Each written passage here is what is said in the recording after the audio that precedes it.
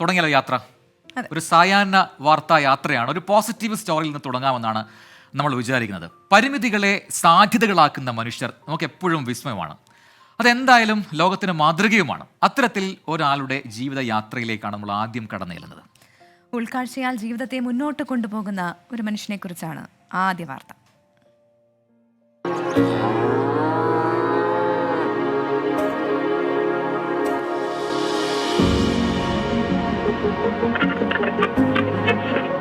രാഗങ്ങളെ മോഹങ്ങളെ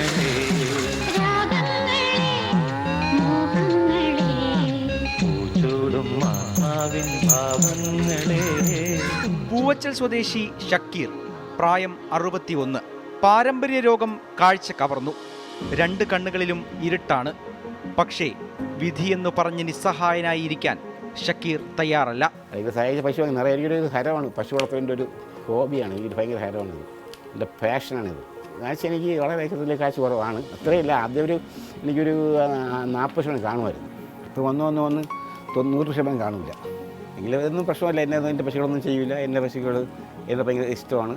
ഞാൻ പശു വാങ്ങിക്കാൻ പോകുന്നത് ഞാൻ തന്നെ. എൻ്റെ കൂട്ടുകാരും കൂടെ വന്ന് പിടിച്ചുകൊണ്ട് പോകും. ഞാൻ തട്ടിത്തളവി ഞാൻ വാങ്ങിക്കും പശു. പുലരും മുൻപേ ഉണരും. നേരെ കാലിത്തൊഴുത്തിലേക്ക്. പശുക്കൾക്കുള്ള പുല്ലുവെട്ടുന്നത് മുതൽ തൊഴുത്ത് വൃത്തിയാക്കുന്നത് വരെ എല്ലാം ഒറ്റയ്ക്ക്.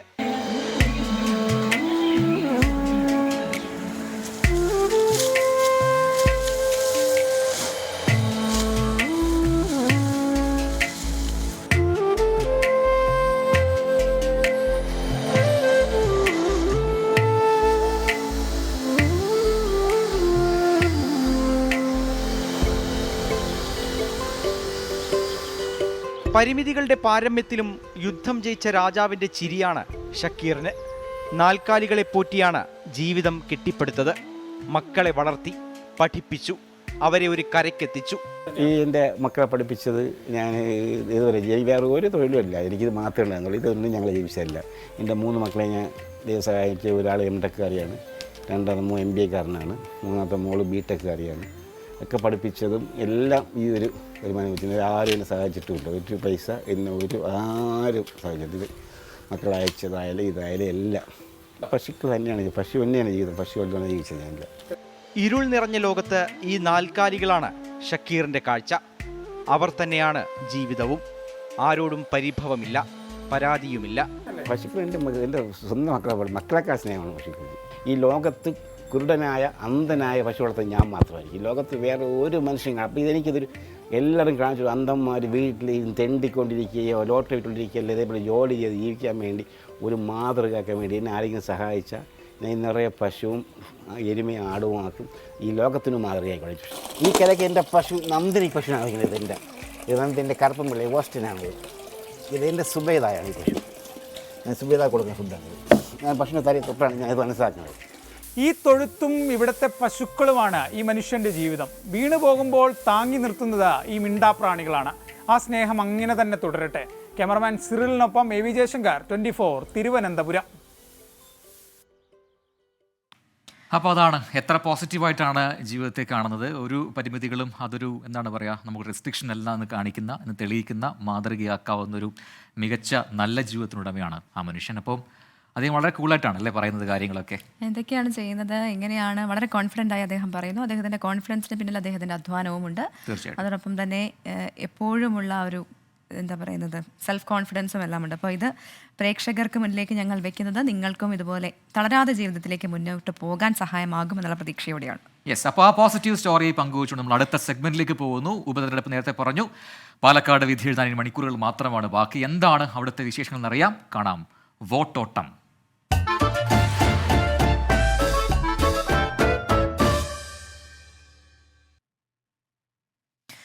തീപാറും പോരാട്ടം നടക്കുന്ന പാലക്കാട് ഉപതെരഞ്ഞെടുപ്പിന് നാളെയാണ് കൊട്ടിക്കലാശം. അവസാന ലാപ്പിൽ BJP പാളയം വിട്ട് കോൺഗ്രസിനൊപ്പം ചേർന്ന സന്ദീപ് വാര്യരെ ചുറ്റിയാണ് ഇപ്പോൾ ചർച്ചകൾ നടക്കുന്നത്.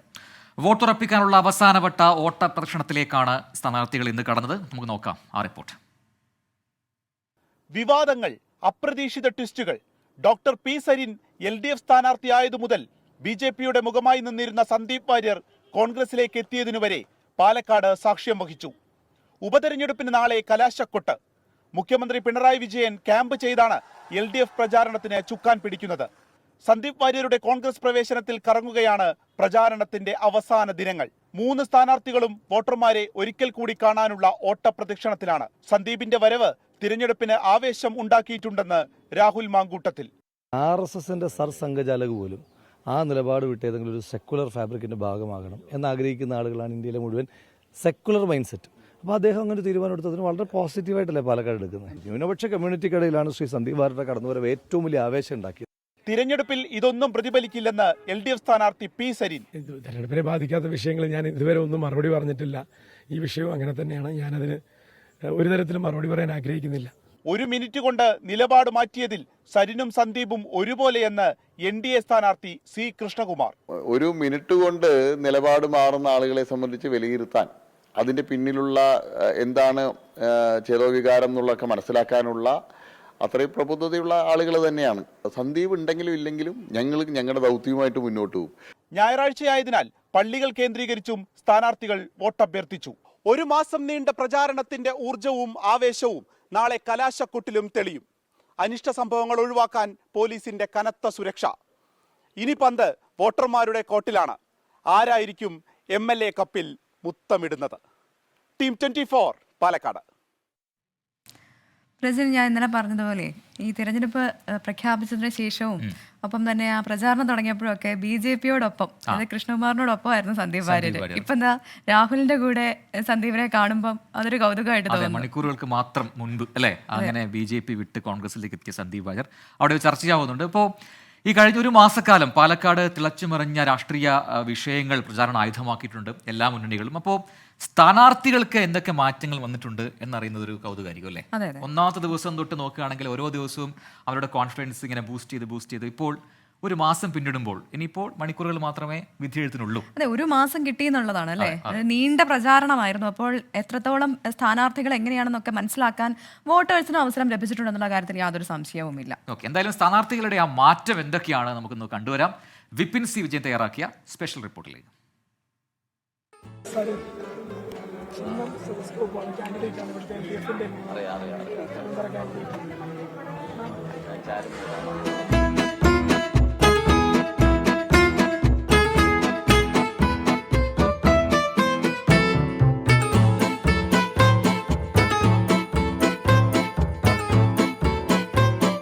LDF സ്ഥാനാർത്ഥി ഡോക്ടർ P. സരിൻ.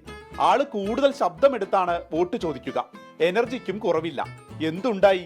ശബ്ദം പോയി. 15 ദിവസങ്ങളുമായി ശബ്ദം ഇങ്ങനെ ഇടഞ്ഞു നിൽക്കാൻ തുടങ്ങിയിട്ട് ചില പൊടിക്കൈകളൊക്കെ പ്രയോഗിക്കുന്നുണ്ട്. ശബ്ദത്തിന് കുഴപ്പമൊന്നുമില്ല.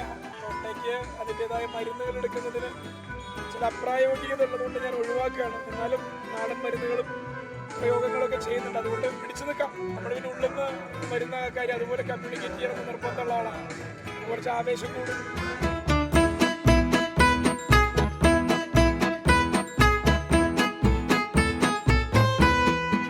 ഇനി നേരെ UDF സ്ഥാനാർത്ഥി രാഹുൽ മാങ്കൂട്ടത്തിലിന്റെ കാര്യത്തിലേക്ക് വരാം. പൊള്ളുന്ന ചൂടാണ് പാലക്കാട്. അതിലൊന്ന് വാടിയോ എന്ന് സംശയം. രാഹുൽ ഒരു കാരണവശാലും അത് സമ്മതിച്ചു തരില്ല. പക്ഷേ പ്രവർത്തകർക്കിടയിൽ അങ്ങനെ ഒരു അടക്കം പറച്ചിലുണ്ട്. ഇനി അങ്ങോട്ട് ഈ ചൂടേൽക്കാൻ ഉണ്ടാകുമെന്നൊക്കെയാണ് രാഹുലിന്റെ പക്ഷം. അങ്ങനെയൊന്നും പാടത്തില്ല. ഈ നമ്മളിനി എത്ര വാടിയെന്ന് വിചാരിച്ചാലും, ശരീരം എത്ര വാടിയെന്ന് വെച്ചാലും, നമ്മൾ ഈ ആളുകൾക്കിടയിലേക്ക് പോകുമ്പോൾ ഉണ്ടല്ലോ, അവരുടെ ഒരു പോസിറ്റീവ് റെസ്പോൺസ് അത് നമ്മളെ ഭയങ്കരമായിട്ട് നമുക്ക് തണൽ തരികയും നമുക്ക് സ്നേഹം തരികയൊക്കെ ചെയ്യുന്നതാണ്. അപ്പോൾ അതുകൊണ്ട് അതൊന്നും പാടത്തില്ല. 2021 തെരഞ്ഞെടുപ്പിൽ വലിയ വേനൽ ഇവിടെ ഉണ്ടായിരുന്ന ആളാണ്. അപ്പോൾ 26 വേനലിലും 31 വേനലിലും ഒക്കെ ഇവിടെ തന്നെ ഉണ്ടാകും. NDA സ്ഥാനാർത്ഥി C. കൃഷ്ണകുമാർ ഒന്ന് മെലിഞ്ഞു എന്ന കാര്യം മറച്ചു വെക്കുന്നില്ല. സംഗതി സത്യമാണ്. ഭക്ഷണം കുറഞ്ഞു. റിസൾട്ട് വന്നു കഴിഞ്ഞ് നല്ലൊരു സദ്യ കഴിക്കാനുള്ളതാണെന്ന് പട്ടിണി കിടന്നും പ്രവർത്തനം മുന്നോട്ട്. തെരഞ്ഞെടുപ്പ് ഓടി നടന്ന് വോട്ട് ചോദിക്കണമെങ്കിൽ വയറ് നിറച്ച് കഴിച്ചാൽ ഉറക്കം വരും. 23 ശേഷം വലിയ സദ്യ തന്നെ ഒരുക്കാമെന്നാണ് ഇവരെല്ലാം പറഞ്ഞിരിക്കുന്നത്. അപ്പോൾ അതിനായിട്ട് കാത്തിരിക്കുക. അപ്പോൾ മാറ്റങ്ങൾ ഇങ്ങനെയൊക്കെയാണ്. 20 വരെ ഇങ്ങനെയൊക്കെ തന്നെ ആയിരിക്കും. അത് കഴിഞ്ഞാൽ ഈ പ്രശ്നങ്ങളെല്ലാം മാറ്റാൻ ഇഷ്ടം പോലെ സമയമുണ്ടല്ലോ. അർഷക്കിനൊപ്പം വിപിൻ C. വിജയൻ, 24 പാലക്കാട്. അപ്പോൾ തെരഞ്ഞെടുപ്പിൽ ആര് ജയിച്ചാലും പരാജയപ്പെട്ടാലും നന്നായിട്ട് ഹാർഡ് വർക്ക് ചെയ്യുന്നുണ്ട് 3 പേരും എന്നുള്ളത് ഈ റിപ്പോർട്ടിൽ വ്യക്തമാണ് അല്ലേ? അത്രത്തോളം വാശിയേറിയ മത്സരമാണ് പാലക്കാട് നടക്കുന്നത് എന്നുള്ളത് നമ്മൾ നേരിട്ട് പോയപ്പോൾ കണ്ടതുമാണ് അല്ലേ പ്രസിഡന്റ്? അപ്പം നമുക്ക് സ്ഥാനാർത്ഥികൾക്ക് എല്ലാവിധ ആശംസകളും നേരം. നാളെ കൊട്ടിക്കലാശമാണ്. വോട്ടേഴ്സിന്റെ മനസ്സിൽ ഇപ്പോൾ തന്നെ ആർക്ക് വോട്ട് ചെയ്യണം എന്നുള്ള കാര്യത്തിൽ ഏകദേശം ധാരണയൊക്കെ ആയിട്ടുണ്ട്. അതെ, മറ്റൊരു ഭാഗം ഇനിയിപ്പോൾ തീരുമാനം എടുക്കാൻ പോവുകയാണ്. അടുത്ത മണിക്കൂറിൽ ആ തീരുമാനം അവരും എടുക്കും. വിധി എഴുത്തിന് ഇനി മണിക്കൂറുകൾ മാത്രമാണ് ബാക്കി. ഇപ്പോൾ വരുന്നൊരു വാർത്തയിലേക്കാണ് ഇനി. വയനാട് മുട്ടിൽ WOUP സ്കൂളിൽ ഭക്ഷ്യവിഷബാധയെന്ന സംശയം. 18 വിദ്യാർത്ഥികളെ കൈനാട്ടി ജനറൽ ആശുപത്രിയിലേക്ക് മാറ്റി. ഭക്ഷ്യസുരക്ഷാ വിഭാഗം സ്കൂളിൽ പരിശോധന നടത്തി സാമ്പിളുകൾ ശേഖരിച്ചിട്ടുണ്ട്. വിവരങ്ങളുമായി സുർജിത്ത് അയ്യപ്പത്താണ് അവിടെ നിന്നും തത്സമയം ചേരുന്നത്. സുർജിത്ത്, എന്താണ് ഭക്ഷ്യവിഷബാധ എന്ന സംശയമാണ്? അത്തരം സംശയം ഉണ്ടാവാനുള്ള കാരണം എന്താണ്? കുട്ടികൾ എല്ലാവരും ഒരേയിടത്ത് നിന്ന് എന്ത് ഭക്ഷണമാണ് കഴിച്ചത്? വിവരങ്ങൾ നമുക്ക് എന്താണ് ലഭിക്കുന്നത്?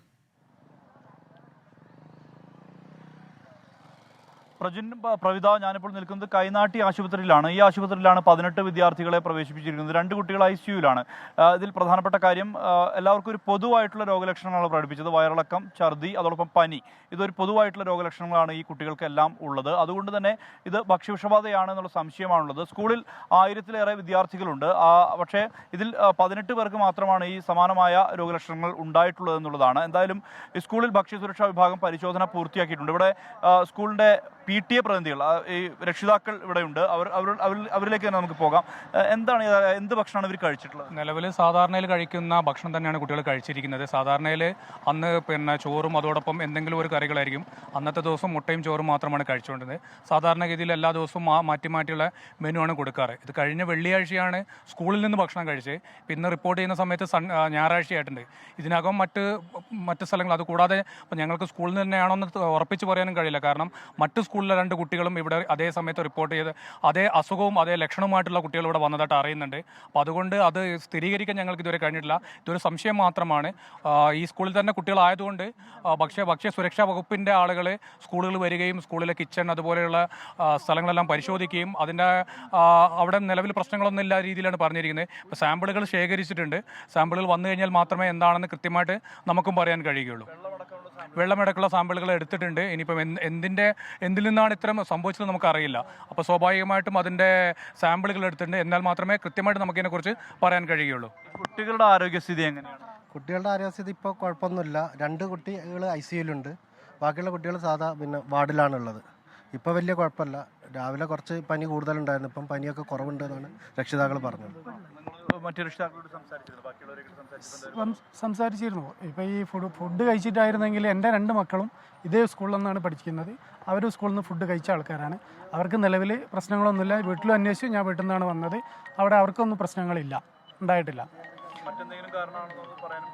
ഒന്നും പറയാൻ പറ്റില്ല. അധികൃത ഭാഗത്തു നിന്ന് ഇത് എന്തുകൊണ്ട് സംഭവിച്ചെന്നുള്ള റിസൾട്ട് വന്നു കഴിഞ്ഞാൽ മാത്രമേ പറയാൻ പറ്റുള്ളൂ. എന്തായാലും ഇത് ഭക്ഷ്യ സുരക്ഷാ വിഭാഗം ഇതുമായി ബന്ധപ്പെട്ട വെള്ളത്തിന്റെ സാമ്പിളുകൾ, ഭക്ഷണത്തിന്റെ സാമ്പിളുകൾ, അടുക്കള ഉൾപ്പെടെ പരിശോധിച്ചു. അത്തരത്തിൽ സാമ്പിളുകളെല്ലാം എടുത്തിട്ടുണ്ട്. അതിന്റെ ഫലം വന്നാൽ മാത്രമേ ഇത് ഭക്ഷ്യ വിഷബാധ തന്നെയാണോ ഇതിന്റെ കാരണം എന്നുള്ളത് വ്യക്തമാകുള്ളൂ. ഞാൻ പറഞ്ഞ പോലെ 1000-ലധികം കുട്ടികൾ പഠിക്കുന്ന സ്കൂളാണ്. അതിൽ 18 പേർക്ക് മാത്രമാണ് ഈ പ്രശ്നം നേരിട്ടിരിക്കുന്നത്. അതിൽ എന്താണ് കാരണം എന്നുള്ള കാര്യത്തിൽ വ്യക്തത വരണമെങ്കിൽ ഈ പരിശോധനാ റിസൾട്ട് വന്നാൽ മാത്രമേ പുറത്ത് അത് വ്യക്തമാവുകയുള്ളൂ. ഇവരൊക്കെ തന്നെ ഈ രക്ഷിതാക്കളുടെ പ്രതിനിധികളാണ്. അവർ പറയുന്ന കാര്യവും ഇത് തന്നെയാണ്. പ്രവിധ.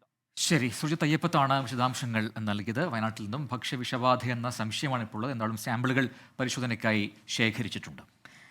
നമ്മുടെ കമന്റ് ബോക്സിൽ ഒരുപാട് പ്രേക്ഷകരുടെ കമന്റ്സ് ഇങ്ങനെ വന്നുകൊണ്ടിരിപ്പുണ്ട് കേട്ടോ. പ്രവിധ ഇന്ന് ക്ഷീണിച്ചിട്ടുണ്ട് എന്നാണ് എല്ലാ പ്രേക്ഷകരും പറയുന്നത്. എന്താണ് ശബ്ദത്തിൽ ഒരു ഇടർച്ചയൊക്കെ ഉണ്ടെന്ന് പറയുന്നത്? എനിക്ക് തോന്നുന്നു നമ്മൾ പാലക്കാട് അത്രയും ബഹളത്തിന്റെ ഇടയിൽ നിന്നിട്ട് ഒരുപാട് ഉറക്കെ റിപ്പോർട്ട് ചെയ്തപ്പോൾ എൻ്റെ ശബ്ദത്തിന്, നമ്മുടെ വോക്കൽ കോഡ് വളരെ സെൻസിറ്റീവ് ആണല്ലോ. എൻ്റേത് പ്രത്യേകിച്ച് കുറച്ച് കൂടുതൽ നമ്മൾ എനിക്കൊന്ന് പാട്ട് പാടുന്നതുകൊണ്ടായിരിക്കും. അപ്പം ശബ്ദത്തിനൊരു ചെറിയ പ്രശ്നമുണ്ട്. അതുകൊണ്ടാണ്. അതെ.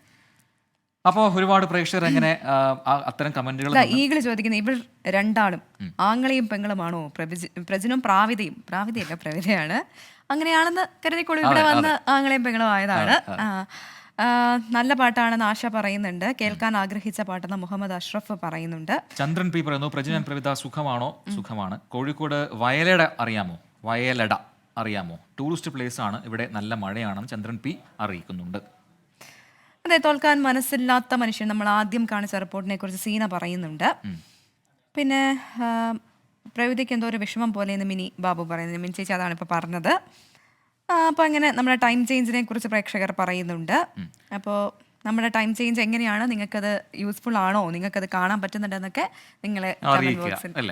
ഇനി നമുക്ക് അടുത്ത റിപ്പോർട്ടിലേക്ക് പോവാം. പ്രവിത, ഈ ധാരാവി ധാരാവി എന്ന് പിന്നെ കേട്ടിട്ടുണ്ടോ? ഇഷ്ടം പോലെ കേട്ടിട്ടുണ്ട്. എങ്ങനെ, എപ്പോ കേട്ടു? നമ്മൾ സിനിമാ ഡയലോഗിലൂടെയാണ് ആദ്യം അറിഞ്ഞത്, പിന്നെ അല്ലാണ്ട് പഠിച്ചിട്ടൊക്കെ ഉണ്ട്. എന്നാ ധാരാവിയിലേക്ക് ഒന്ന് പോയാലോ? അതെ. മഹാരാഷ്ട്രയിലെ തെരഞ്ഞെടുപ്പിൽ ഇന്നത്തെ അല്ലെങ്കിൽ ഇത്തവണത്തെ പ്രധാനപ്പെട്ട ഒരു വിഷയം, അത് രാഷ്ട്രീയ വിഷയമായി കൂടി മാറിയിട്ടുണ്ട്. ഈ ധാരാവിയിലെ പുനർവികസനം അവിടുത്തെ ഒരു പ്രധാനപ്പെട്ട വിഷയമാണ്. അതിങ്ങനെ ചർച്ചയായി വരുന്നുമുണ്ട്.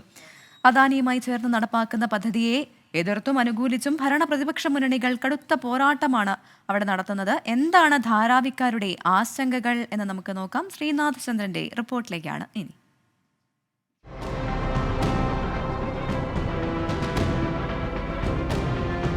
इधर ये सब डेवलप हो जाएगा तो अच्छा है, इधर जाने का जरूरत नहीं हम लोग को. कितना साल से ऐसा ही बोलता है, इधर होएगा होएगा होएगा.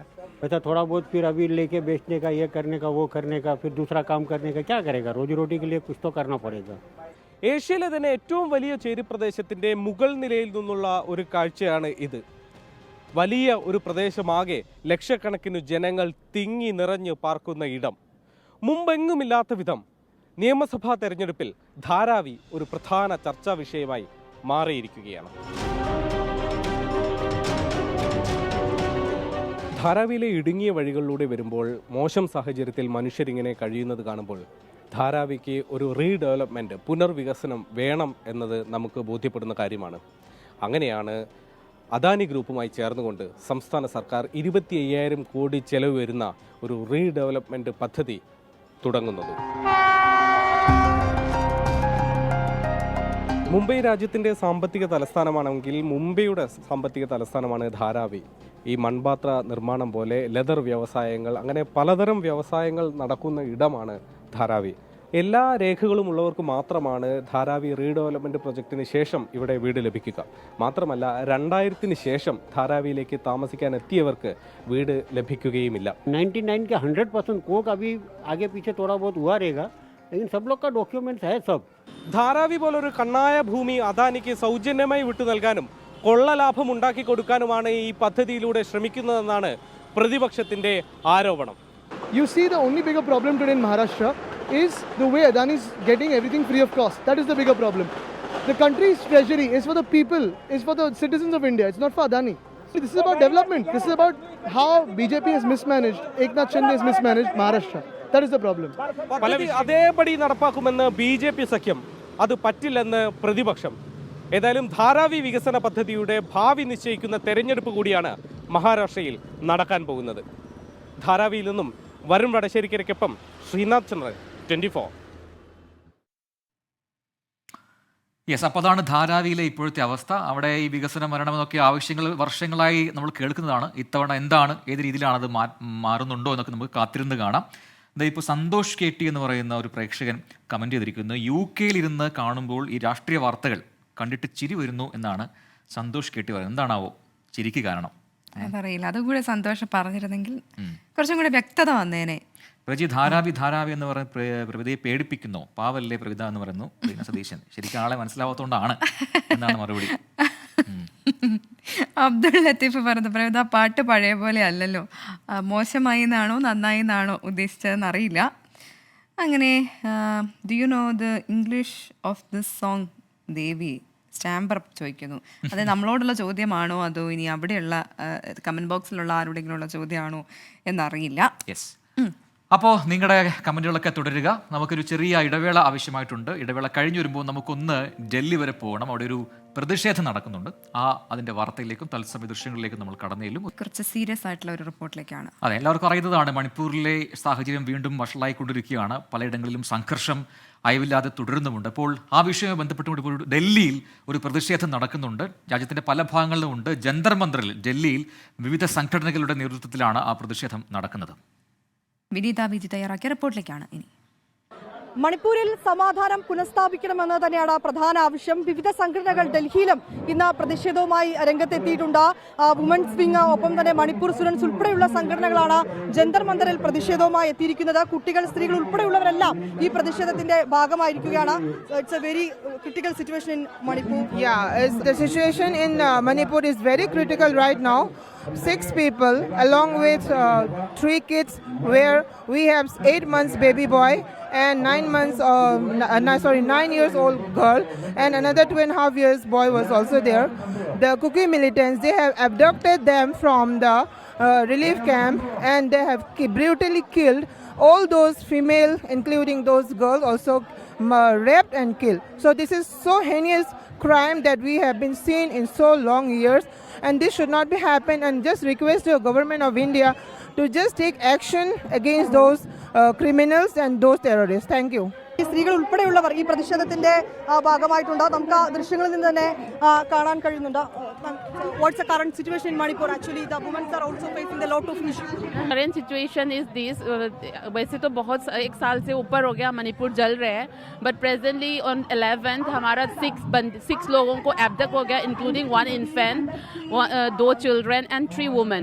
उन लोगों को हम अपील कर रहे थे उनको रिलीज करने के लिए, बट अभी क्या हो गया, yesterday day before yesterday से उसकी बॉडी रिवर में ड्रॉप कर दिया. उनको मार के रेप, बच्चों को मार के, वो लेडीज लड़कियों को रेप करके उन लोगों को विदाउट क्लॉथ्स उनको रिवर में फेंका. क्या है आपका मांग क्या है? हमारा मांग ये है, सरकार क्या कर रहे है, सरकार क्या कर रहे हैं हमारे मणिपुरी के जो लड़के, वैसे सिर्फ मणिपुरी की बात नहीं कर रहे हो, एज ए ह्यूमन ये ह्यूमैनिटी की अगेंस्ट है. जो ह्यूमन को इस तरह से ब्रुटली मारने का किसने हक दिया है? ये गवर्नमेंट, ये भगवान तो थोड़ी ना आके ठीक करेंगे. ये जो रेस्पॉन्सिबिलिटीज है, who is responsible for this? The Manipur government as well as the Indian government. हमारा प्राइम मिनिस्टर जी, अमित शाह जी क्या कर रहे हैं? सिर्फ हम मैतेई के लिए ही बात नहीं कर रहे हुआ, एज ए ह्यूमन के ऊपर इससे भी ह्यूमैनिटी नहीं है. छोटा सा बच्चा, only 8 months old. They are facing very panic situation. हाँ, everyone is panic, everyone is shocked. इसको सुन के हमारा जी नहीं रहा, जीने का इच्छा वैसे रहा नहीं. इतना डर भी है, क्या हो रहा है, ये क्या चल रहा है, ये कौन करेगा? Who will solve this problem? हम ऐसे സിവിലിയൻ क्या करेंगे? हमारे पास आम नहीं है, हमारे पास कुछ नहीं है. മണിപ്പൂരിൽ സ്ത്രീകളും കുട്ടികളും ഉൾപ്പെടെ നേരിടുന്നത് വലിയ പ്രശ്നം തന്നെയാണ്. അവർ വലിയൊരു പാനിക് സിറ്റുവേഷനിൽ തന്നെയാണെന്ന് പറയുന്നു. സ്ത്രീകൾക്കും ചെറിയ കുഞ്ഞുങ്ങൾക്കും നേരെ പോലും വലിയ രീതിയിലേക്കുള്ള ആക്രമണങ്ങൾ ഉണ്ടാകുന്നു. ഇക്കാര്യത്തിൽ സർക്കാർ ഇടപെടണം. സർക്കാർ ഇതുവരെ എന്ത് ചെയ്യുകയായിരുന്നു എന്നാണ് ഒരു വലിയ വിമർശനം കൂടിയാണ് ഇവർ ഈ ഘട്ടത്തിൽ ഉന്നയിക്കുന്നത്. സമാധാനം പുനഃസ്ഥാപിക്കണമെന്ന് തന്നെയാണ് പ്രധാന ആവശ്യം. അതിനാവശ്യമായിട്ടുള്ള നടപടികൾ എടുക്കണമെന്നും ഈ വിവിധ സംഘടനകൾ ഇതിനോടകം ആവശ്യപ്പെടുകയാണ്. ഡൽഹിയിലെ ജന്തർ മന്ദിറിൽ നിന്ന് ക്യാമറാമാൻ മോഹൻകുമാറിനൊപ്പം വിനീത VG 24. യെസ്, എന്തായാലും ആ പ്രതിഷേധം ഇങ്ങനെ കടുത്തു വരുന്നുണ്ട്. ഡൽഹിയിൽ നിന്നുള്ള വിവരങ്ങളാണ് ഇപ്പോൾ വിനീത പങ്കുവച്ചത്. ഇനി ഉത്തർപ്രദേശിലേക്കാണ്. ഉത്തർപ്രദേശിലെ ഝാൻസിയിൽ ആശുപത്രിയിലുണ്ടായ തീപിടുത്തത്തിൽ ഒരു നവജാത ശിശു കൂടി മരിച്ചു. ഇതോടെ മരണസംഖ്യ 11 15 കുട്ടികളുടെ ആരോഗ്യനില തൃപ്തികരമെന്ന് അധികൃതർ അറിയിച്ചിട്ടുണ്ട്. ബൽറാം നെടുങ്ങാടിയാണ് വിവരങ്ങളുമായി ഡൽഹിയിൽ നിന്ന് ചേരുന്നത്. ബൽറാം, ദുഃഖകരമായ വാർത്തയാണ്. നമ്മൾ ആ വാർത്ത ഞെട്ടലോടെ കഴിഞ്ഞ 2 ദിവസം മുമ്പ് അറിഞ്ഞതാണ്. ഇപ്പോൾ ഒരു കുഞ്ഞുകൂടി മരിച്ചു. ചികിത്സയിൽ തുടരുകയായിരുന്ന കുഞ്ഞാണ് മരിച്ചതെന്ന് മനസ്സിലാക്കുന്നു. ഈ 38 കുട്ടികളെ രക്ഷപ്പെടുത്തിയിട്ടുണ്ടായിരുന്നു. എന്താണ് ഇപ്പോൾ ആശുപത്രി അധികൃതർ നൽകുന്ന വിവരങ്ങൾ? മറ്റു വിശദാംശങ്ങൾ എന്തൊക്കെയാണ്?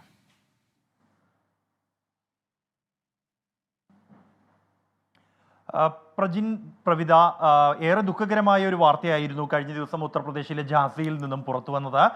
10 കുട്ടികൾ ആശുപത്രിയിലുണ്ടായ തീപിടുത്തത്തിൽ ഒറ്റയടിക്ക് മരിക്കുകയായിരുന്നു. തുടർന്ന് അതിൽ നിന്നും 37 കുട്ടികളെ രക്ഷിച്ചു. അതിൽ 16 പേർക്ക് പരിക്കേറ്റ ചികിത്സയിലായിരുന്നു. അതിൽ ഒരു കുഞ്ഞുകൂടി മരിച്ചിരിക്കുകയാണ്. ഇതോടെ ആകെ മരണസംഖ്യ 11 മാറിയിരിക്കുന്നു.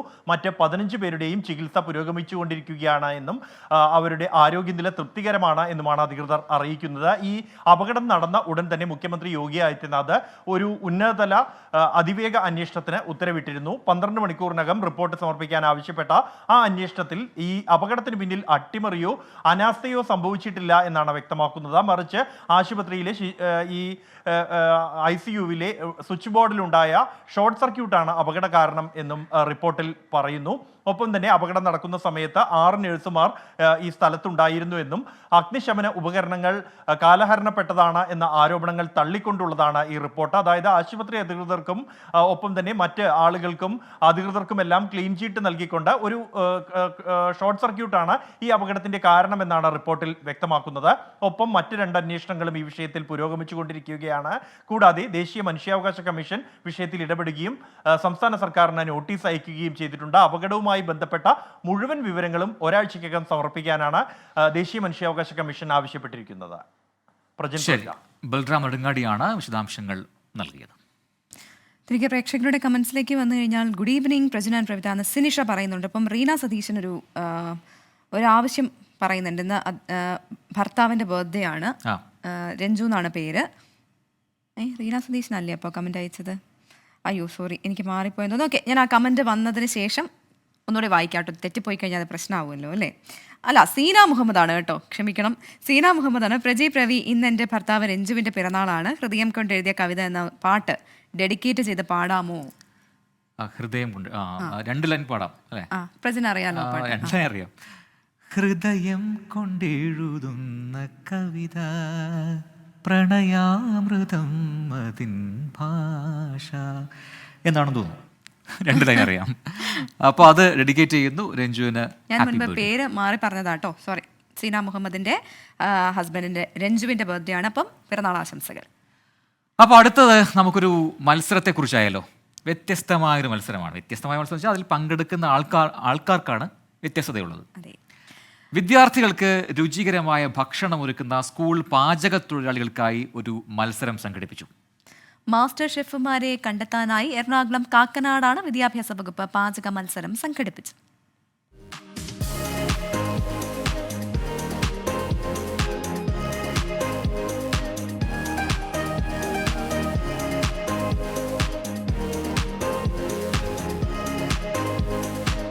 കുഞ്ഞുവയറുകൾ നിറച്ചുണ്ണാൻ സ്കൂളുകളിൽ ഉച്ചഭക്ഷണം തയ്യാറാക്കുന്നവരുടെ കൈപുണ്യത്തിന്റെ മികവറിയിക്കുന്നതായിരുന്നു സ്കൂൾ വിദ്യാഭ്യാസ വകുപ്പ് സംഘടിപ്പിച്ച പാചക മത്സരം.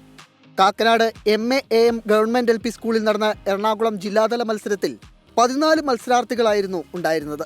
1 മണിക്കൂർ സമയം കൊണ്ട് സ്വാദിഷ്ടവും ആരോഗ്യപ്രദവുമായ പച്ചക്കറി വിഭവം തയ്യാറാക്കണം.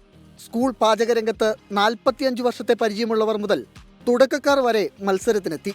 ഇപ്പം മുട്ടക്കറി ഉണ്ട്, ഈ സാമ്പാറുണ്ട്, 2 ദിവസം രസം വെള്ളമുണ്ട്, പിന്നെ ക്യാബേജ് ഉണ്ട്, ഈ വൻപയറുണ്ട്. ഇന്നിപ്പോൾ വളരെ വളരെ വ്യത്യാസമുണ്ട് മോനെ.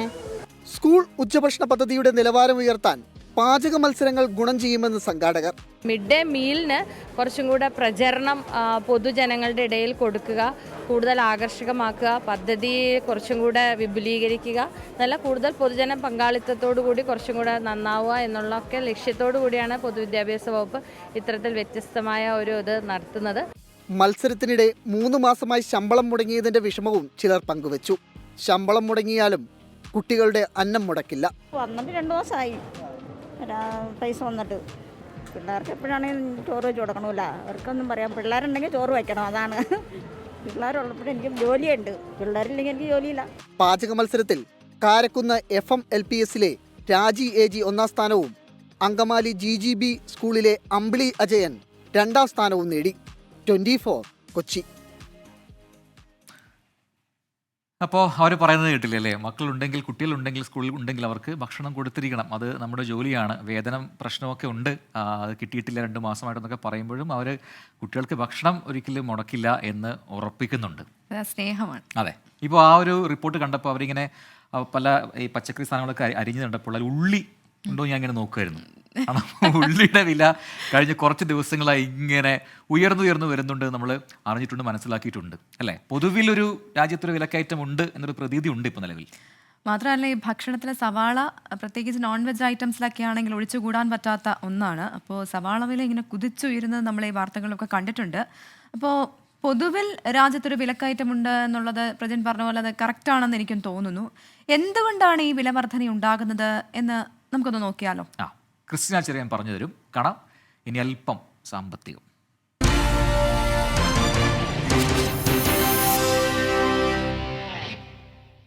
ഒക്ടോബറിലെ ചില്ലറ വിൽപ്പന വില അടിസ്ഥാനമാക്കിയ വിലക്കയറ്റം കഴിഞ്ഞ ദിവസം വന്നിരുന്നു.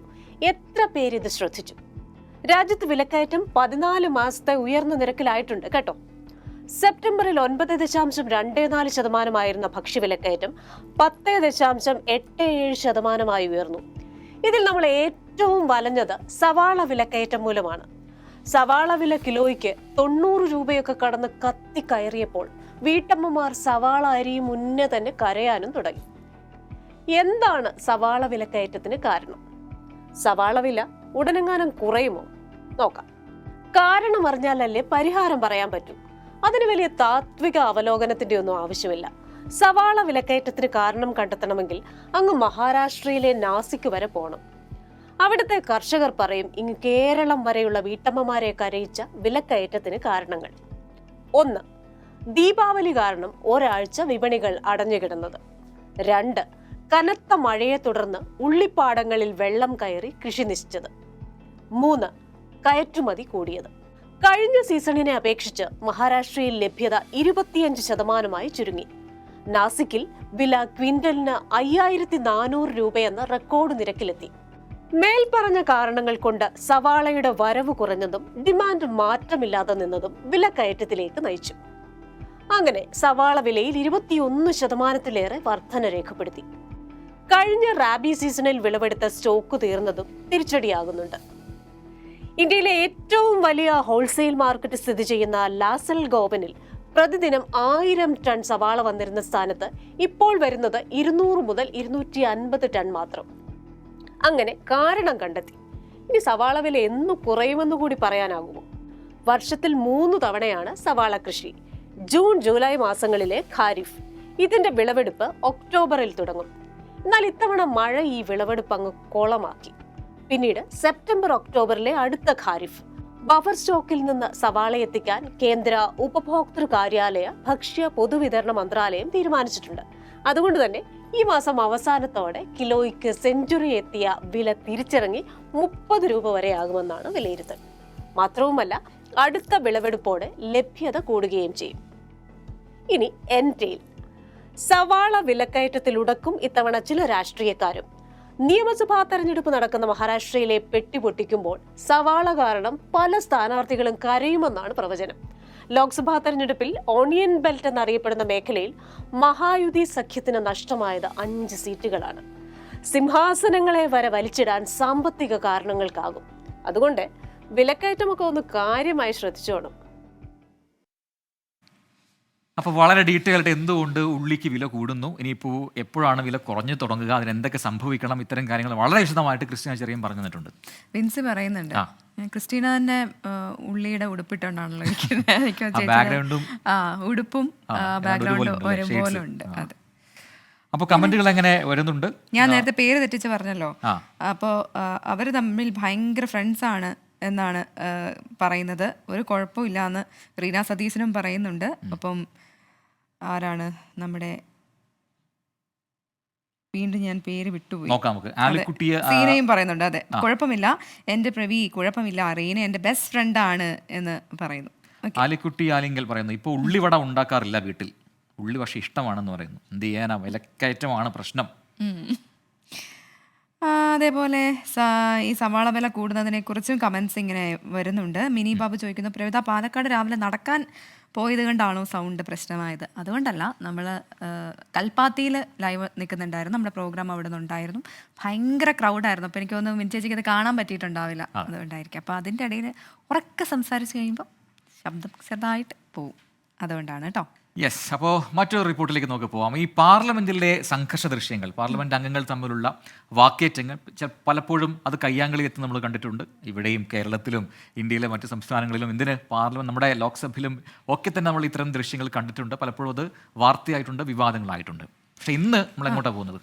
ഇവിടെങ്ങുമല്ല, ന്യൂസിലൻഡിലാണ് ഈ പ്രശ്നം. ഇപ്പം ന്യൂസിലൻഡ് പാർലമെന്റിൽ നിന്നുള്ള ഒരു പ്രതിഷേധ നൃത്തമാണ് ഇപ്പോൾ സോഷ്യൽ മീഡിയയിൽ വൈറലായിരിക്കുന്നത്. എങ്ങനെയായിരുന്നു അത് എന്ന് നമുക്ക് നോക്കാം. യെസ്, ഹന റൗഹിത്തി എന്ന MP ആണ് ഈ നൃത്തം ചെയ്ത് പ്രതിഷേധിച്ചത്. നോക്കാം റിപ്പോർട്ട്. ന്യൂസിലൻഡിലെ വൈതാംഗി ഉടമ്പടിയിൽ മാറ്റം വരുത്തുന്നതിനായി ഭരണകക്ഷി പാർട്ടിയായ ACT കൊണ്ടുവന്ന നിർദ്ദേശമാണ് പ്രതിഷേധത്തിലേക്ക് നയിച്ചത്. തദ്ദേശീയരായ മാവൂരി ഗോത്രജനതയുടെ അവകാശങ്ങളെ ഹനിക്കുന്നതാണ് ബില്ലെന്നാരോപിച്ചായിരുന്നു പ്രതിഷേധം.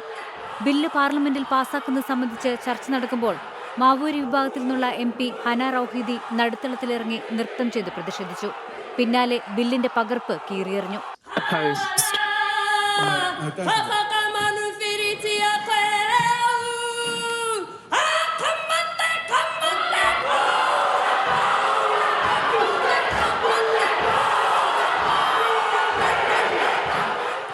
MP-യുടെ ഹക്ക ഡാൻസിന് പിന്തുണയുമായി മറ്റ് MP-മാരും രംഗത്തെത്തി.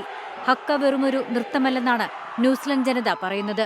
മാവൂരി ജനതയുടെ പൈതൃകം, സംസ്കാരം എന്നിവ വെളിപ്പെടുത്തുന്നതാണ് ഹക്ക നൃത്തം. ഭയപ്പെടുത്തുന്ന മുഖത്തോടെ ഉയർന്ന ശബ്ദത്തിലാണ് നൃത്തം ചെയ്യുന്നത്. 50 ലക്ഷം വരുന്ന ന്യൂസിലൻഡ് ജനസംഖ്യയുടെ 20% വരും മാവൂരി ജനത. സന്ദർശക ഗാലറിയിലുള്ളവരും പിന്തുണ നൽകിയതോടെ ഹനയെ സസ്പെൻഡ് ചെയ്തു. പാർലമെന്റ് സമ്മേളനവും നിർത്തിവെച്ചു. 1800കളിൽ ഇംഗ്ലണ്ട് തുടങ്ങിയ യൂറോപ്യൻ രാജ്യങ്ങളിൽ നിന്ന് ന്യൂസിലൻഡിൽ കുടിയേറിയ വെള്ളക്കാർ അവിടെയുള്ള ആദിവാസി ജനതയ്ക്ക് മേൽ അധിനിവേശം നടത്തുകയായിരുന്നു. തദ്ദേശീയരുടെ അവകാശം സംരക്ഷിക്കാൻ കുടിയേറ്റക്കാരും മാവൂരി ജനതയും 1840കളിൽ ഒപ്പുവെച്ചതാണ് വൈതാങ്കി ഉടമ്പടി. ഹനയുടെ പ്രതിഷേധം ഇതിനോടകം വൈറലായെങ്കിലും വൈതാങ്കി ഉടമ്പടിക്കെതിരായ ഹനയുടെ നിലപാട് ചോദ്യം ചെയ്തുകൊണ്ട് ഒരു വിഭാഗം രംഗത്തുണ്ട്. ന്യൂസിലൻഡിലെ 22-കാരിയായ MP ഹന 2023 പാർലമെന്റിൽ നടത്തിയ പ്രസംഗവും വൈറലായിരുന്നു. International desk 24. അപ്പോൾ അതാണ് അവിടുത്തെ പ്രതിഷേധം. എന്തായാലും ആ പ്രതിഷേധത്തിലൂടെ പറഞ്ഞ കാര്യങ്ങളെക്കുറിച്ച് അതിനെതിരായിട്ടും അല്ലെങ്കിൽ എതിർ സ്വരങ്ങളും ഉയർന്നു വരുന്നുണ്ട്. ആ ഒരു ഉടമ്പടി വർഷങ്ങൾ പഴക്കമുള്ളതാണ്, അത് നിലനിന്ന് പോകണമെന്ന് ആഗ്രഹിക്കുന്നവരും അവിടെ കൂടുതലാണ്. എന്തായാലും ഈ ന്യൂസിലൻഡിലെ രാഷ്ട്രീയം, അവിടുത്തെ പാർലമെന്റിലെ ചിത്രങ്ങൾ, ദൃശ്യങ്ങൾ, പ്രതിഷേധങ്ങളൊക്കെ പലപ്പോഴും വാർത്തയാകുന്നുണ്ട്. ജസീന്ത ആർഡൻ മുമ്പ് പ്രൈം മിനിസ്റ്റർ ആയിരുന്ന സമയത്ത് അവരവിടെ കുഞ്ഞുമായിട്ട് വന്നതും ഒക്കെ വലിയ വാർത്തയായതാണ്. അപ്പോൾ അതിനുശേഷം വരുന്ന ഒരു പ്രതിഷേധം അത് ഈ രീതിയിൽ അവിടെ നടന്നു എന്നുള്ളതാണ് ഈ വാർത്തയുടെ പ്രത്യേകത. Welcome back. News evening, good evening തുടരുകയാണ്. അപ്പോൾ നമ്മുടെ യാത്ര അവസാനിക്കാൻ പോകുമ്പോൾ ഒരുപാട് പുതിയ വിശേഷങ്ങളുണ്ട്, വാർത്തകളുണ്ട്. അത്തരത്തിലുള്ള റിപ്പോർട്ടിലേക്കാണ് നമ്മൾ ഇനി കിടക്കുന്നത്, അല്ലേ? അതെ, ശബരിമലയിലേക്കാണ്. അതായത് പറഞ്ഞു വരുന്നത് ശബരിമലയിലെ സാധാരണ നമ്മൾ ശബരിമല എന്ന് പറഞ്ഞ് കൊടുക്കുന്നൊക്കെ പരാതികളും അവിടുത്തെ പ്രശ്നങ്ങളും ഒക്കെയാണ്. പക്ഷേ ഇന്ന് വളരെ പോസിറ്റീവായിട്ടുള്ള ഒരു റിപ്പോർട്ടിലേക്കാണ്. ശബരിമല സന്നിധാനത്ത് ജീവനുള്ള ചില ചുവർ ചിത്രങ്ങളുണ്ട്. ആ നിറങ്ങൾ പത്തനാപുരം സ്വദേശി മനുവിന്റെ അതിജീവന കഥ കൂടിയാണ്. ദേവസ്വം ബോർഡ് പ്രസിഡന്റ് ക്ഷണപ്രകാരം ശബരിമലയിലെത്തിയ മനു ഇന്ന് സന്നിധാനത്തെ താരമാണ്, റിയൽ സ്റ്റാർ.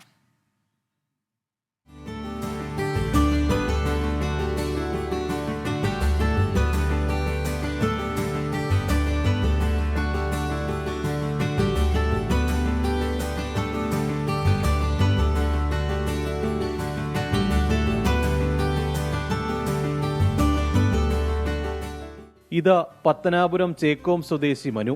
പകുതി വളർന്ന കൈയുമായി ജനനം. ആ ഒറ്റ കാരണത്താൽ നേരിടേണ്ടി വന്നത് അവഗണനയും ദാരിദ്ര്യവും. ആ ജീവിത വഴിയിൽ മനുവിന് അതിജീവനമായത് ഇടത് കൈയിൽ പിറന്ന ഈ അത്ഭുതങ്ങളായിരുന്നു.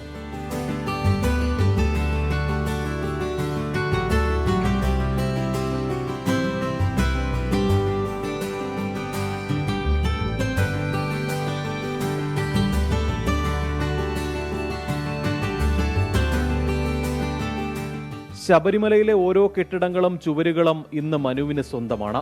അവിടം നിറയെ അയ്യപ്പന്റെ കഥകളായി മാറുന്നു. വരയ്ക്കുന്ന സമയത്ത് തന്നെ ഞാൻ പറയുകയുണ്ടായിരുന്നു, ഇടത് കൈ കൊണ്ട് ചിത്രങ്ങൾ വരച്ചാൽ ഭഗവാൻ ഇഷ്ടപ്പെടുമോ എന്ന് പറഞ്ഞ വിഷമത്തോടായിരുന്നു പറഞ്ഞത്. വലതയില്ലാതെ ചിത്രം വരച്ചാൽ ഇഷ്ടപ്പെടുമോ എന്ന് ചോദിച്ച ചോദ്യത്തിന് ഭഗവാന്റെ തിരുസന്നിധിയിൽ വന്ന് നിന്ന് ചിത്രങ്ങൾ വരയ്ക്കാൻ, അത് മാളികപ്പുറത്ത് ഭഗവാന്റെ ഒരു കാരുണ്യം കൊണ്ട് മാത്രം. അയ്യപ്പന്റെ ഐതിഹാസിക കഥകൾ ചിത്രങ്ങളാക്കാൻ ദേവസ്വം ബോർഡ് പ്രസിഡന്റാണ് മനുവിനെ ശബരിമലയിലേക്ക് ക്ഷണിച്ചത്. മാളികപ്പുറം ക്ഷേത്രത്തിന് പിന്നിലെ പന്തളം മാളികയുടെ ചുവരിലാണ് ആദ്യ ചിത്രങ്ങൾ തെളിഞ്ഞത്. ഞാൻ ആഗ്രഹിച്ചിട്ടുണ്ട് 24 വാർത്ത, ഈ ചാനലിലെ വാർത്ത കാണപ്പോഴും പ്രോഗ്രാമൊക്കെ കാണുമ്പം ശ്രീകണ്ഠൻ സാറിൻ്റെ അടുത്ത് എത്തണം എന്നൊരു വലിയ ഒരു ആഗ്രഹം ഉണ്ടായിരുന്നു. കാരണം സാറിനെ കാണാനൊരു ഭാഗ്യം എനിക്ക് കിട്ടണമെന്ന് ഞാൻ ആഗ്രഹിക്കുന്നു. ഒരു ചിത്രം വരച്ചു കൊടുക്കണമെന്ന് വലിയ ആഗ്രഹമുണ്ട്. ശ്രീകണ്ഠൻ സാറിൻ്റെ ചിത്രം വരച്ചു കൊടുക്കണമെന്ന്. അതിനെനിക്കൊരു അവസരം കിട്ടണമെന്ന് ഭഗവാനോട് ഞാൻ പ്രാർത്ഥിക്കുന്നു. ഇടം കൈകൊണ്ട് ചുമരുകളിൽ മനു നിറം പകരുമ്പോഴും സ്വന്തം ജീവിതം അത്ര നിറമുള്ളതല്ല. ജീവിക്കണമെങ്കിൽ ഈ കൈയുമായി ടാപ്പിങ്ങിനിറങ്ങണം. അപ്പോഴും സന്നിധാനത്തെ ഈ നിയോഗം മനുവിന് സ്വപ്നതുല്യമാണ്. ക്യാമറമാൻ NS സജീവിനൊപ്പം MG പ്രതീഷ്, 24 സന്നിധാനം. അപ്പോൾ മനു ഒരു റിയൽ സ്റ്റാർ ആണെന്ന കാര്യം ആ റിപ്പോർട്ട് കണ്ടപ്പോൾ പ്രേക്ഷകർക്കും നമുക്കും എല്ലാം ബോധ്യപ്പെട്ടിട്ടുണ്ട്. അപ്പോൾ SK കാണണം എന്നൊരു ആഗ്രഹം പറയുന്നുണ്ട്. അപ്പോൾ എന്തായാലും എനിക്ക് തോന്നുന്നു SK ഈ വാർത്ത കണ്ടിട്ടുണ്ട്, അറിഞ്ഞിട്ടുണ്ട്. വൈകാതെ തന്നെ മനുവിൻ്റെ ആഗ്രഹം നടക്കുമെന്നാണ് നമ്മൾ പ്രതീക്ഷിക്കുന്നത്. IPL വരാൻ പോകുന്നു. അപ്പോൾ IPL രാജസ്ഥാൻ റോയൽസിൻ്റെ ക്യാപ്റ്റൻസി ഇത്തവണയും സഞ്ജു തന്നെ ആയിരിക്കുമെന്ന് ഏറെക്കുറെ ഉറപ്പാണ്. അപ്പോൾ IPL-ലും നമുക്ക് ഈ വെട്ടിക്കെട്ട് കാണാം. എന്തായാലും IPL മെഗാലയത്തിനുള്ള താരങ്ങളുടെ പട്ടിക BCCI പുറത്തുവിട്ടിട്ടുണ്ട്. 574 കളിക്കാരുടെ ലിസ്റ്റിൽ 14 മലയാളികളുമുണ്ട്. അനിൽ വാസുദേവ് തയ്യാറാക്കിയ സ്പെഷ്യൽ എക്സ്പ്ലെയിനർ കാണാം. ഇന്ത്യൻ പ്രീമിയർ ലീഗിന്റെ 18ാം സീസണ് മുന്നോടിയായുള്ള മെഗാ താരലേലം ഈ മാസം 24, 25 തീയതികളിലായി സൗദി അറേബ്യയിലെ ജിദ്ദയിൽ നടക്കും. ലേലത്തിന്റെ ഭാഗമാകുന്നതിന് ആകെ 1574 താരങ്ങളാണ് രജിസ്റ്റർ ചെയ്തത്. ഇതിൽ നിന്ന് 574 താരങ്ങളുടെ അന്തിമ പട്ടിക പുറത്തുവിട്ടിരിക്കുകയാണ് BCCI. 574-ൽ ഇന്ത്യൻ ടീമിനായി കളിച്ച താരങ്ങൾ അഥവാ ക്യാപ്ഡ് ഇന്ത്യൻസ് 48 പേരുണ്ട്. അൺക്യാപ്ഡ് ഇന്ത്യൻസ് 318 പേരും. ദേശീയ കുപ്പായമണിഞ്ഞ വിദേശ താരങ്ങൾ അഥവാ ക്യാപ്ഡ് ഓവർസീസ് താരങ്ങൾ 193-ഉം അൺക്യാപ്ഡ് ഓവർസീസ് താരങ്ങൾ 12-ഉം അസോസിയേറ്റ് രാജ്യങ്ങളിൽ നിന്നുള്ള 3 പേരും ലിസ്റ്റിലുണ്ട്. 2 കോടി രൂപ അടിസ്ഥാന വിലയായി രജിസ്റ്റർ ചെയ്തത് 81 താരങ്ങളാണ്. 1.5 കോടി വിലയിട്ട 27 പേരും 1.25 കോടി വിലയിട്ട 18 പേരും പേര് നൽകി. Rishabh Pant, KL Rahul, Shreyas Iyer, Mohammed Shami, Jos Buttler, David Warner, Mitchell Starc, Kagiso Rabada തുടങ്ങിയവരാണ് 2 കോടി അടിസ്ഥാന വിലയിലുള്ളവരിലെ മിന്നും താരങ്ങൾ. സച്ചിൻ ബേബി, വിഷ്ണു വിനോദ്, ബേസിൽ തമ്പി, KM ആസിഫ്, രോഹൻ കുന്നുമൽ തുടങ്ങി 14 മലയാളി താരങ്ങളും ലേലപ്പട്ടികയിലുണ്ട്. 42 വയസ്സുള്ള ഇംഗ്ലണ്ടിന്റെ ഇതിഹാസ പേസർ ജെയിംസ് ആൻഡേഴ്സണാണ് ലിസ്റ്റിലെ സീനിയർ. വെറും 13 വയസ്സുള്ള ബീഹാറുകാരൻ വൈഭവ് സൂര്യവംശി ജൂനിയറും. ഇന്ത്യക്ക് അണ്ടർ-19 ലോകകപ്പ് നേടിത്തരുകയും പിന്നീട് അമേരിക്കൻ ദേശീയ ടീമിലേക്ക് ചേക്കേറുകയും ചെയ്ത ഉന്മുക് ചന്ദ ഇത്തവണ അസോസിയേറ്റ് പ്ലെയർ എന്ന തരത്തിലാണ് രജിസ്റ്റർ ചെയ്തിരിക്കുന്നത്. കഴിഞ്ഞ തവണ ഓസ്ട്രേലിയൻ താരം മിച്ചൽ സ്റ്റാർക്കിനായി കൊൽക്കത്ത നൈറ്റ് റൈഡേഴ്സ് മുടക്കിയ 24.75 കോടി രൂപയാണ് IPL ചരിത്രത്തിലെ ഏറ്റവും വലിയ ലേലത്തുക. ഇത്തവണ അതെന്തായാലും തകർക്കപ്പെടുമെന്ന് ഇപ്പോഴേ ഉറപ്പിച്ചു പറയാം. ഈ വരുന്നൊരു വാർത്തയിലേക്ക്. മുനമ്പം ഭൂമി വിഷയത്തിൽ സമരക്കാർക്ക് ഐക്യദാർഢ്യം പ്രഖ്യാപിച്ചുകൊണ്ട് SNDP യോഗത്തിന്റെ മനുഷ്യചങ്ങലയ്ക്ക് തുടക്കമായി. തുഷാർ വെള്ളാപ്പള്ളി ഉദ്ഘാടനം ചെയ്യും. അമൽ സുരേന്ദ്രൻ കൊച്ചിയിൽ നിന്ന് ചേരുന്നു തത്സമയങ്ങളുമായി. അമൽ, ഇപ്പോൾ എത്രമാത്രം ആൾക്കാർ ഈ മനുഷ്യചങ്ങലയുടെ ഭാഗമാവുന്നുണ്ട്? വിവരങ്ങൾ പറയൂ. പ്രിജിൻ, ചെറായി ബീച്ച് തൊട്ട് മുനമ്പത്തെ സമരപ്പന്തലിൽ വരെയാണ് ഇപ്പോൾ മനുഷ്യച്ചങ്ങല തീർത്തിരിക്കുന്നത്. നിരവധിയായ ആളുകളാണ് എറണാകുളം ജില്ലയുടെ വിവിധ ഭാഗങ്ങളിൽ നടക്കം മുനമ്പൻ ജനതയ്ക്ക് ഐക്യദാർഢ്യവുമായിട്ട് ഈ ഒരു മനുഷ്യച്ചങ്ങലയുടെ ഭാഗമാകുവാൻ വേണ്ടി ഇങ്ങോട്ട് എത്തിയിരിക്കുന്നത്. ഇന്ന് സമരത്തിന്റെ 36-ാം ദിവസമാണ്. റിലേ നിരാഹാര സമരത്തിന്റെ 36-ാം ദിവസമാണ് ഇന്ന് കടന്നു പോകുന്നത്. അപ്പോൾ തന്നെ തുഷാർ വെള്ളാപ്പള്ളിയെ പോലുള്ള സാമുദായിക നേതാവ് ഇവിടെ എത്തുന്നു, ഈ സമരത്തിന് ഐക്യദാർഢ്യം പ്രഖ്യാപിക്കുന്നു. അതോടൊക്കെ ഈ ഒരു സമരത്തിന് കൊടുക്കുന്ന ഊർജ്ജം എന്ന് പറയുന്നത് വളരെ വലുതാണ്. അതോടൊപ്പം തന്നെ ഇന്നത്തെ ഒരു ദിവസത്തിന്റെ പ്രത്യേകത എന്ന് പറയുന്നത് വഖഫ് ബോർഡ് വിഷയത്തിൽ വഖഫ് ബോർഡിനെ അനുകൂലിക്കുന്ന ഒരു സമീപനം സമസ്തയുടെ AP വിഭാഗത്തിന്റെ സിറാജ് മുഖപത്രമായിട്ടുള്ള സിറാജിൽ നിന്ന് ഒരു മുഖപ്രസംഗം വന്നിട്ടുണ്ട്. അത്തരത്തിലുള്ള പല ആശങ്കകളും നിലനിൽക്കുമ്പോഴാണ് ഈ മനുഷ്യച്ചങ്ങല നടക്കുന്നത് എന്നുള്ളതാണ് ഇതിന്റെ ഒരു പ്രത്യേകത എന്ന് പറയുന്നത്. നമുക്കിപ്പോൾ ഈ ഒരു സമരത്തിന്റെ തന്നെ മുന്നണി പോരാളികളായിട്ടുള്ള 2 പേർ നമ്മോടൊപ്പം ചേരുകയുണ്ട്. മിസ്റ്റർ ജോസഫ് ബെന്നിയാണ് നമ്മോട് സംസാരിക്കുന്നത്. എന്ത് തോന്നുന്നു ഈ ഒരു സമരത്തിന്റെ ഈ ഒരു ഘട്ടത്തിൽ ഇത്തരത്തിലൊരു ചങ്ങല തീർക്കുമ്പോൾ ഇത് എത്രമാത്രം ഊർജ്ജം പകരുന്നതാണ്? ഇത് തീർച്ചയായിട്ടും ഞങ്ങൾക്ക് റവന്യൂ അവകാശങ്ങൾ ഉടനെ, അതായത് 22-ാം തീയതി നടക്കുന്ന ചർച്ചയിൽ മുഖ്യമന്ത്രി അടക്കമുള്ള ഉന്നതാധികാരികളുള്ള ചർച്ചയാണ്. ആ ചർച്ചയിൽ ഞങ്ങളുടെ റവന്യൂ അവകാശങ്ങൾ പുനഃസ്ഥാപിച്ചു തരും. ഇത് വഖഫ് പ്രോപ്പർട്ടി അല്ല എന്നുള്ളത് ഇപ്പോൾ തന്നെ വ്യക്തമായിട്ടുണ്ട്. അതുകൊണ്ട് തന്നെ ഞങ്ങൾക്ക് ശാശ്വതമായ ഒരു പരിഹാരം ലഭിക്കും എന്ന് ഞങ്ങൾക്ക് ഉറപ്പുണ്ട്. ഈ ഒരു മനുഷ്യച്ചങ്ങല ഇങ്ങനെ തീർത്തിരിക്കുമ്പോൾ ഇത്രയധികം ആളുകൾ നിങ്ങളെ സ്നേഹിച്ചുകൊണ്ട് നിങ്ങൾക്ക് വേണ്ടിയിട്ട് ഇവിടെ എത്തിയിരിക്കുകയാണ്. അവരോട് എന്താണ് പറയാനുള്ളത്? നീതിക്ക് വേണ്ടിയുള്ള പോരാട്ടം 3 വർഷം ആകാൻ തുടങ്ങുന്നു. 36 ദിവസമായി ഞങ്ങൾ നിരാഹാരം നടത്തുന്നത്. ഇതിനിടക്ക് മുഖ്യമന്ത്രിയായിട്ട് കണ്ടു, സംസാരിച്ചു. ഞങ്ങൾക്ക് ഞങ്ങളുടെ കാര്യങ്ങൾ നേടിത്തരാം എന്ന് അദ്ദേഹം പറയുന്നുണ്ട്. സമസ്തയെ പോലുള്ള ആൾക്കാർ ഇത് വഖഫ് ഭൂമി അല്ല എന്ന് പറയുന്നതാണ്. ശരി, തീർച്ചയായിട്ടും അത് തന്നെയാണ്. ഈ ഒരു പ്രശ്നങ്ങളെ എല്ലാം അതിജീവിക്കാൻ ഇവർക്ക് ഒരു ഊർജ്ജമായി തീരുകയാണ് ഇത്രയധികം ആളുകളുടെ പിന്തുണ എന്ന് പറയുന്നത്. പ്രജിൻ, അമൽ സുരേന്ദ്രനാണ് ഈ SNDP യോഗത്തിന്റെ മനുഷ്യചങ്ങല നടക്കുന്ന അവിടെ നിന്നും തത്സമയ വിവരങ്ങളുമായി ചേർന്നത്. എന്തായാലും കൂടുതൽ രാഷ്ട്രീയ, സാമൂഹിക, സാമുദായിക സംഘടനകൾ മുനമ്പം ദേശത്തെ ആൾക്കാർക്ക് സപ്പോർട്ടുമായി, പിന്തുണയുമായി രംഗത്തെത്തുന്നുണ്ട്. ഇടവേള. Good evening. പ്രജനൻ പ്രവത ഇവിടെ പൂർണ്ണമാവുകയാണ്.